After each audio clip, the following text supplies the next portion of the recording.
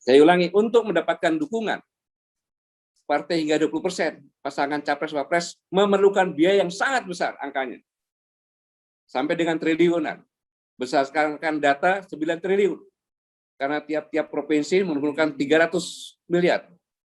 Dan kalau kira 34, 9 triliun. Maka pasti calon-calon di Indonesia tidak ada yang punya seperti itu.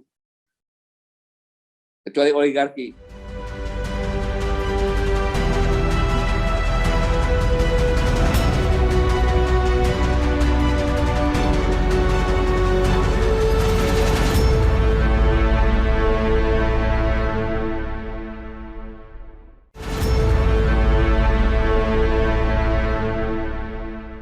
Assalamualaikum warahmatullahi wabarakatuh. Kembali berjumpa dengan saya, Ismail Arif dari Forum News Network. Pilpres tahun 2024 itu masih lumayan lama, masih jauh lah ya, masih 2,5 tahun lagi. Tapi mereka yang akan berlaga itu sudah mulai mematut-matut dan menjual diri. Ada yang punya tiket karena parpolnya ini punya suara lebih dari 20% atau minimal 20%. Ada yang berebut tiket, ini kalau kita nyebut ini berarti yang pertama tadi adalah Puan Maharani, sementara yang berebut tiket ini antara Puan Maharani juga dengan Ganjar Pranowo, karena mereka ini berasal dari satu partai. Ada juga calon yang punya partai tapi nggak memenuhi syarat, karena tidak sampai 20%. Contohnya misalnya Erlangga Hartarto, kemudian Agus Harimurti, itu mereka punya partai tapi suaranya tidak cukup, jadi mereka harus berkoalisi.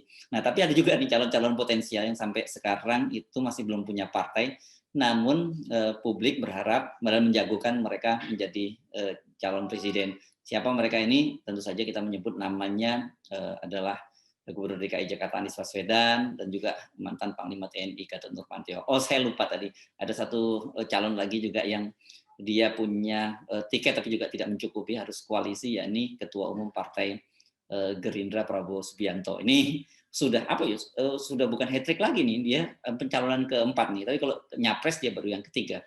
Sebelumnya dia pernah menjadi calon wakil presiden tapi kalah juga. Jadi tiga-tiganya kalah, dan ini yang terakhir dia akan mencoba lagi peruntungannya pada Pilpres 2024. Berkaitan dengan rencana atau berkaitan dengan Pilpres 2024 ini, kemarin malam Forum Profesor dan Dr. Insan Cita ini menggelar diskusi yang sangat menarik dengan topik Pilpres 2024 menyoal presidensial threshold 20%. Memang PT 20% inilah yang paling banyak digugat. Yang jadi pembicara sangat menarik ini. Pembicaranya antara lain Presidium Koalisi Aksi Menyelamatkan Indonesia, Jenderal TNI Purnawirawan Gatot Nurmantio, mantan Ketua Mahkamah Konstitusi Hamdan Zulfa, Ketua Komisi 2 DPR RI Doli Kurnia, dan kemudian pengajar hukum tata negara Profesor Susi Dwi Haryanti. Sementara penanggapnya itu ada Profesor Politik dari LIPI, yakni Profesor Siti Zuhro, Mbak Wiwi, dan sambutannya juga Profesor Didi Rahbini. Ini namanya juga Forum Profesor Doktor. Jadi yang bicara ini rata-rata memang bergelar Profesor dan Doktor. Dan saya kira inilah yang seringkali bersama Bung Rocky Gerung kita dorong, bahwa para calon presiden itu hendaknya itu tampil dalam forum-forum semacam ini, sehingga kemudian publik itu bisa menangkap gagasannya. Jadi seorang calon presiden tidak hanya modalnya popularitas dan elektabilitas, tapi ketika dia kemudian menjadi presiden dia zong, ya, karena ternyata nggak punya modal kualitas maupun kapasitas. Ini tentu saja sangat berbahaya. Mengapa presidensial threshold ini paling banyak mendapat sorotan? Karena banyak menyoroti bahwa dengan adanya pembatasan 20% ini, presidensial threshold, kursi minimal 20% di DPR RI dan perolehan suara nasional 25% itu membuat publik, membuat rakyat Indonesia tidak mendapatkan calon yang terbaik. Karena tadi dibatasi, dan yang menentukan itu mereka yang bisa mendapatkan tiket adalah para pemilik pimpinan-pimpinan partai. Dan kemudian kita tahu di belakang para partai ini berkeliaran, yang mengatur di ruang-ruang gelap adalah para pemilik modal yang kita sebut sebagai kemudian taipan oligarki saja. Jadi hanya partai-partai tertentu saja yang bisa menyalonkan, dan orang-orang tertentu saja yang bisa dicalonkan. Akibatnya seperti kita sudah alami pada Pilpres 2019 kemarin, rakyat itu pilihannya terbatas, hanya dua, yakni pilih Prabowo Kita nyebutnya presidennya saja, pilih Prabowo atau Jokowi. Nah, pada waktu itu pasti orang banyak kebingungan gitu, karena kalau mereka tidak menginginkan Jokowi, mereka terpaksa memilih Prabowo. Sebaliknya kalau mereka tidak ingin Prabowo, mereka terpaksa memilih Jokowi. Nggak ada pilihan lain. Inilah akibat dari presidensial threshold 20%. Akhirnya sekarang ini kita yang bisa merasakannya ya, terjadi pembelahan yang sangat dalam, dan kita itu hidup dalam saling curigaan. Yang lebih berbahaya lagi dengan presidensial threshold 20% ini, buat para oligarki bisa memaksakan hanya calon-calon pilihan mereka saja yang bisa maju. Nah, publik, rakyat yang dipilih, mau milih A atau B, itu saja pilihannya. Kita nggak punya alternatif lain. Jadi kita hanya semacam menjadi stempel dari pilihan para oligarki ini untuk memilih seorang presiden. Kan berat sekali kalau situasinya semacam itu. Diskusinya sendiri cukup panjang, tapi saya akan pilihkan salah satu pembicara, yakni Jenderal TNI Gatot Nurmantio. Kenapa saya pilihkan Jenderal TNI Gatot Nurmantio? Karena tadi saya sebut walaupun dia tidak punya partai, dia adalah salah satu kandidat yang potensial, sangat potensial, dan banyak digadang-gadang untuk maju jadi sebagai calon presiden. Jadi sekarang harus mulai mengenal Pak Gatot tuh pemikirannya bagaimana, dan kira-kira kalau Indonesia ini nanti di bawah Gatot Nurmantio akan menjadi seperti apa. Ini penting, karena itu saya ajak Anda untuk menyimak apa yang disampaikan oleh Pak Gatot Nurmantio. Apa kabar, Prof? Alhamdulillah baik, Pak Jenderal. Ya, apa kabar demokrasi? Gloomy.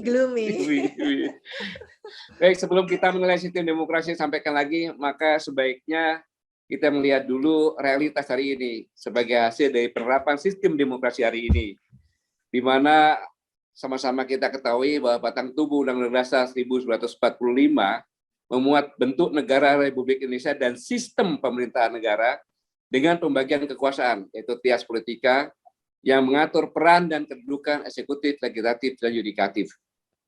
Ini hanya untuk memperjelas apa yang dikatakan oleh Profesor Si tadi.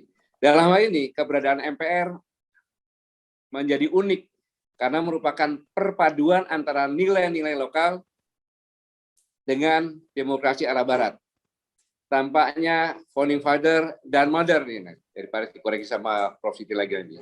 Meskipun banyak yang belajar di Eropa, tetapi tidak secara mentah-mentah mengadopsi sistem pemerintahan Eropa, melainkan memadukan dengan watak dan karakter demokrasi original yang dijalankan masyarakat di seluruh Nusantara ini, yaitu musyawarah mufakat sebagaimana tertuang dalam sila keempat Pancasila yang berbunyi kerakyatan yang dipimpin oleh hikmat kebijaksanaan dalam permusyawaratan perwakilan. Dalam hal ini, demokrasi ala Indonesia harus juga dilihat dari sisi efisiensi dan efektivitas sistem politik dan pemerintahan dalam mencapai tujuan bernegara sesuai amanah konstitusi tentunya. Lalu pertanyaan besarnya, bagaimana kondisi dan praktek berbangsa dan bernegara kita hari ini? Tentu dengan mata telanjang dapat kita rasakan dan saksikan bersama bahwa sistem pemerintahan dan politik Indonesia dewasa ini tidak berjalan secara efektif dan efisien dalam mencapai tujuan berbangsa dan bernegara. Dalam prakteknya tampak jelas bahwa Presiden tidak lagi dikontrol oleh MPR, seolah-olah lepas tangan terhadap tanggung jawab dan amanah yang diemban. Sedangkan DPR atau parpol yang jelas telah dilucuti kewenangan dan hak-hak konstitusionalnya, hanya berdiam diri karena bergabung dengan Presiden dalam koalisi kabinet yang gemuk. Sehingga dukungan DPR kepada Presiden hari ini sebesar 82%, luar biasa. Kondisi demikian tentu saja tidak baik, terlebih diwarnai oleh politik biaya mahal akibat ketetapan threshold dalam pemilihan DPR dan eksekutif. Sehingga timbullah kemudian kekuatan oligarki, penguasa, dan pengusaha yang sama-sama punya kepentingan untuk melanggengkan kekuasaan.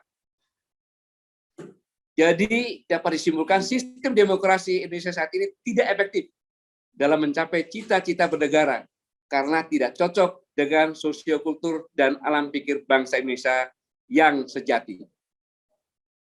Amerika menjadi negara besar, ya karena sistem presidensialnya cocok dengan masyarakatnya, walaupun tidak melakukan pemilihan langsung, Inggris dan Jepang menjadi negara kuat juga karena sistem parlamenternya cocok dengan kondisi masyarakatnya walaupun negara monarki. Juga Cina menjadi negara besar karena sistem komunisnya cocok dengan masyarakatnya.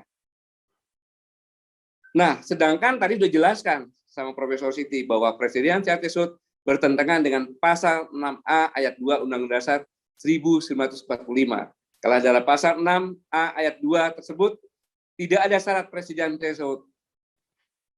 Antara lain isinya pasangan calon presiden dan wakil presiden diusulkan oleh partai politik atau gabungan partai politik peserta pemilihan umum sebelum melaksanakan pemilihan umum. Tetapi saya tidak melanjutkan permasalahan undang-undang karena undang-undang ada yang menyampaikan pakarnya tersendiri. Tapi sebenarnya presidensial threshold yang 20% ini menjadi karpet merah. Mudahnya oligarki predator membiayai politik elektoral. Untuk mendapatkan dukungan, saya ulangi, untuk mendapatkan dukungan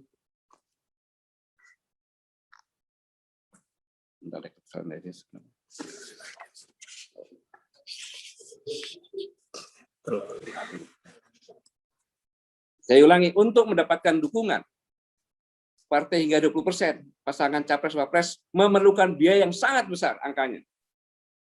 Sampai dengan triliunan. Berdasarkan data 9 triliun. Karena tiap-tiap provinsi memerlukan 300 miliar. Dan kalau kali 34, 9 triliun. Maka pasti calon-calon di Indonesia tidak ada yang punya seperti itu. Kecuali oligarki. Dengan demikian, maka disinilah peran partai-partai untuk mencari oligarki. Karena lebih melewat mereka. Jadi sebenarnya permasalahan ini adalah yang menentukan adalah para partai-partai. Dengan demikian, parahnya jika oligarki ini sangat predatoris, sehingga nasional interest, kepentingan nasional, dan kepentingan rakyat seringkali diabaikan. Akhirnya Indonesia sebagai negara akan semakin terpuruk pada jurang kehancuran.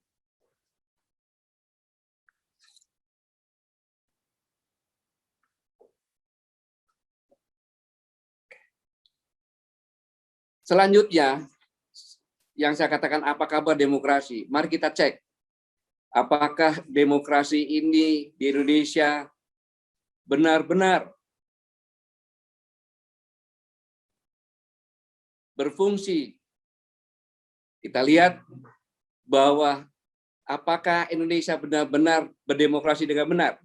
Ternyata skor indeks demokrasi Indonesia hanya mencapai 6,30%. Masih merah rapotnya. Kemudian apakah demokrasi benar mengangkat harkat martabat hak asasi manusia di Indonesia? Rapotnya masih merah, hanya 2,9%. Kemudian apakah demokrasi mensejahterakan rakyat? Ternyata tingkat pengangguran terbuka 18,03% pada Februari 2021. Kemudian ketimpangan sosial, rasio Gini sebenarnya 0,384 pada 2021. Apakah demokrasi membuat kebebasan sipil? Tidak. Ternyata skor indeks demokrasi Indonesia, saya ulangi, yang tadi 6,30% merah, berdampak juga pada skor kebebasan sipil Indonesia yang saat ini rapornya merah, 5,59%. Kemudian apakah demokrasi membuat kita bebas berinternet di Indonesia? Rapornya merah juga, hanya 49, merah juga. Demokrasi harusnya membuat tidak ada koruptor, karena betapa besarnya rakyat mengontrol. Tetapi demokrasi Indonesia menyuburkan korupsi, sebab faktanya menunjukkan lebih dari 60% koruptor adalah politisi di parlemen maupun eksekutif. Bahkan korupsi terbesar, terjahat, dan luar biasa terjadi di era demokrasi saat ini. Terbesar karena angkanya diduga ratusan triliun rupiah, terjahat karena dilakukan saat rakyat menderita di tengah sulitnya ekonomi dan ancaman kematian COVID-19. Justru menteri yang seharusnya melindungi korupsi bantuan sosial. Bahkan Wakil Ketua KPK Nurul Gufron Maret 2021 menyatakan ada 429 kepala daerah hasil pilkada langsung yang terjerat kasus korupsi. Luar biasa. Demokrasi kita mundur karena presiden di bawah kendali kuasa oligarki. Pintu utamanya tentu melalui presidensial threshold yang 20%. Tetapi ini semuanya karena sistem, jangan menyalahkan hanya presiden saja. Menarik sekali tadi Pak Gatot membuka dialognya dengan pertanyaan kepada Profesor Siti Zuhro, apa kabar demokrasi? Dan kemudian dijawab oleh Profesor Siti Zuhro, gloomy alias murung. Ya memang begitulah suasana bangsa kita ini sekarang, murung memikirkan bagaimana perjalanan bangsa ini. Apa penyebabnya? Ya itu tadi, salah satu penyebabnya adalah presidensial threshold 20%. Sekarang ini, bahwa partai yang bisa mengusung presiden hanya satu, PDI Perjuangan dengan perolehan kursi 128, pada syaratnya hanya 115 kursi. Kemudian hanya 3 partai yang bisa bergabung untuk mencalonkan, yaitu Golkar, Gerindra, Nasdem, karena 82%. Kalau akal-akalan saya 82%, maka yang bisa dicalonkan hanya 2. Kalau 1 kan tidak bagus. 2, karena untuk PKS dan Demokrat yang 54 kursi dan 50 nggak cukup. Jadi ya baku atur saja. Bayangkan inilah yang terjadi, jadi pembelahan sosial semakin hari semakin tinggi dan tidak dipelihara untuk persatuan, justru makin dipilah lagi. Ini sangat berbahaya untuk kehidupan berbangsa dan bernegara. Tetapi kita masih punya optimisme yang tinggi. Mengapa? Seandainya saja pemilihan pemerintah daerah dilakukan dengan baik tanpa ambang batas yang tinggi, bukan hanya popularitas saja yang menjadi tolok ukur, tetapi kualitas. Seandainya ada saja 350 bupati wali kota yang hebat-hebat, maka pasti bangsa ini akan hebat juga. Tetapi kalau begini-begini saja, ini sangat berbahaya. Pertanyaannya, apakah kita akan terus mempertahankan model demokrasi yang buruk ini? Lalu demokrasi apa yang sesungguhnya kita butuhkan untuk membuat Indonesia maju dan demokratis? Seperti Prof. Siti bilang, mari kita merenung tentang demokrasi kita sebagaimana yang dirumuskan oleh para pendiri bangsa ini. Tetapi saya mengingatkan dari semua konsep-konsep sistem demokrasi, yang paling penting adalah moral dan semangat. Seorang pemimpin di daerah maupun di pusat harus selalu berpikir untuk rakyat, dan untuk rakyat. Karena dalam hal kekhawatiran terhadap penyimpangan Undang-Undang Dasar 1945, Mr. Supomo pada detik-detik akhir penetapan Undang-Undang Dasar 1945 menyatakan sangat penting dalam pemerintahan dan dalam hidup negara ialah semangat para penyelenggara negara, semangat para pemimpin pemerintahan. Meskipun kita membuat undang-undang yang menurut kata-katanya bersifat kekeluargaan, apabila semangat para penyelenggara negara, pemimpin pemerintahan itu bersifat perseorangan, maka undang-undang dasar tadi tentu tidak ada artinya dalam praktek. Itu yang kita lakukan dan kita rasakan sekarang ini. Kalau begitu apa dong solusinya? Karena setiap kali ini kan pemerintah sekarang ini yang ngotot sekali mempertahankan presidensial threshold 20% itu sudah dibentengi oleh Mahkamah Konstitusi agar tetap mempertahankan presidensial threshold 20%. Beberapa kali dilakukan judicial review selalu ditolak oleh Mahkamah Konstitusi. Jadi selama ini tidak ada perubahan, maka pada Pilpres 2024 nanti kita juga akan kembali menggunakan presidensial threshold 20%. Dan pilihannya nggak jauh-jauh itu pasti kalau nggak dua calon, maksimal 2 calon, atau kalau ada 3 calon itu pun sangat berat, bahkan sangat mungkin terjadi calon tunggal. Walaupun itu sebenarnya tidak dibolehkan, tetapi kalau kemudian realitasnya kita hanya diberi 2 pilihan, mungkin salah satu pilihannya adalah itu calon boneka gitu. Jadi sebenarnya yang disodorkan pada kita juga calon tunggal. Nah, kembali tadi pertanyaan saya, apa solusi terbaiknya? Solusi terbaik adalah kembali ke demokrasi khas Indonesia. Kita punya demokrasi khas Indonesia kok. Boleh saja. Demokrasi yang memadukan antara demokrasi barat dan demokrasi budaya politik khas Indonesia, yaitu musyawarah mufakat seperti pada sila keempat Pancasila. Memadukan antara pemilu dan musyawarah dalam pemilihan pemimpin, election dan selection. Perlu kita renungkan bersama tentang solusi ini.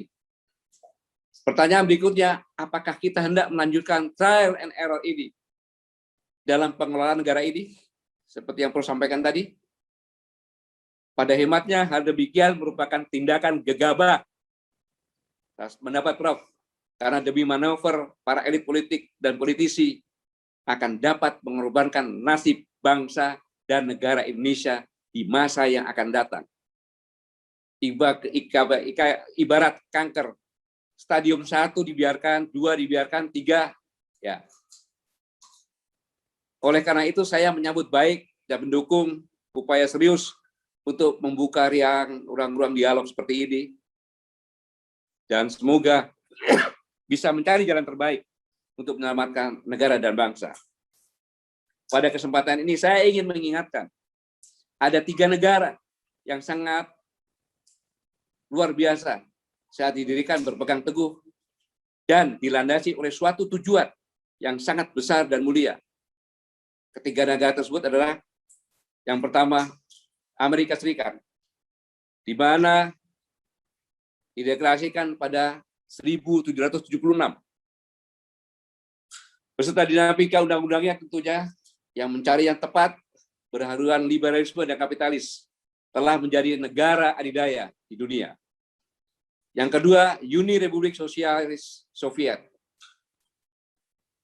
Didirikan 1922, berhaluan sosialisme komunis, tetapi akibat terlibat persaingan persenjataan dan ekonomi rancang lemah, akhirnya bubar atau hanya bertahan 69 tahun. Yang ketiga, Negara Kesatuan Republik Indonesia yang diproklamasikan 17 Agustus 1945. Kebangsaan dan nasionalisme Indonesia. Mungkin ini yang harus kita renungkan betul. Kita kembali ke demokrasi khas Indonesia yang tadi disampaikan. Demokrasi yang memadukan antara pemikiran demokrasi barat dan khas Indonesia. Kalau tidak ikut-ikutan seperti Soviet nantinya. Ya, yang saya katakan mungkin kita harus kembali mengevaluasi dialog agar kita benar-benar memiliki demokrasi yang khas, demokrasi yang sesuai dengan kondisi terkini Indonesia. Dan dengan demikian, maka memadukan antara pemilu dan musyawarah dalam memilih pemimpin. Karena ini sangat menentukan. Kita berdagang saja. Ada prakualifikasi. Ada melihat bagaimana kemampuan teknis perusahaan yang akan tender, kemudian bagaimana apakah pernah mendapatkan kontrak yang sama, bagaimana organisasinya, bagaimana teknisnya, bagaimana kemampuan mengkoordinasikannya. Setelah itu lulus baru masalah komersialnya. Ini memimpin suatu negara hanya mengutamakan popularitas saja. Yang saya katakan tadi, seandainya saja ada 350-an kepala daerah yang benar-benar berkualitas berdasarkan merit system, mempunyai pengalaman, saya pikir ini akan bisa membuat bangsa ini semakin hari semakin maju. Menarik ya gagasan dari Pak Gatot Nurmantio. Kita perlu merenungkan kembali perjalanan bangsa kita ini. Apakah benar seperti ini yang dulu dicita-citakan oleh founding parent kita, oleh para founding father, founding mother kita, dan apakah juga ini dulu yang dibayangkan oleh para aktivis 90-98 ketika mereka menumbangkan rezim pemerintahan Orde Baru yang bercokol selama 32 tahun dan kemudian mencanangkan gerakan reformasi. Karena ternyata sekarang reformasi dan demokrasi yang dicita-citakan itu sudah dibajak oligarki. Saya Arif, sampai jumpa lagi. Wassalamualaikum warahmatullahi wabarakatuh.